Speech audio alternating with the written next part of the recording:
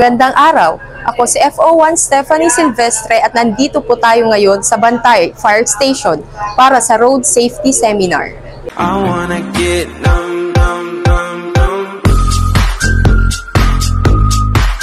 BFP Ilocos Sur nagsasagawa ng Road Safety Seminar Series para sa mga emergency responder. Alinsunod sa pangako ng Bureau of Fire Protection sa pagtataguyod ng kaligtasan sa kalsada at responsableng pagmamaneho sa mga emergency responders. Matagumpay na naisagawa ng BFP Ilocos Sur ang first at second batch ng Road Safety Seminar sa pakikipagtulungan ng Land Transportation Office, San Ildefonso Branch, Ilocos Sur, sa pamumuno ni Officer in Charge Mr. Dominador C. Redila. Ang seminar ay ginanap noong Hunyo 9 at 16, 2025 sa Office of the Provincial Fire Marshal para sa 1st District at Candon City Fire Station para naman sa mga taga 2nd District.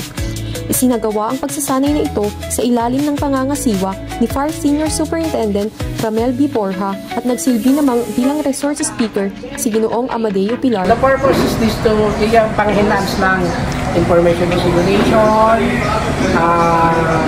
public safety, especially road safety, kagaya ngayon sa road rage na nangyayari, kaya we are conducting this seminar for purpose of refresher para sa mga drivers natin kasi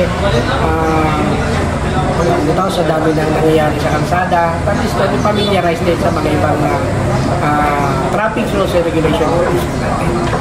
Ang kanyang mga insight ay naging instrumento sa pagbibigay ng mga tauhan ng BFP ng kaalaman at kasanayan na kinakailangan para sa ligtas at mahusay na operasyon ng mga emergency na sasakyan. Ako po sa FO1 Stephanie Silvestre, nag-uulat para sa BFP TV 1 Ilocos Sur.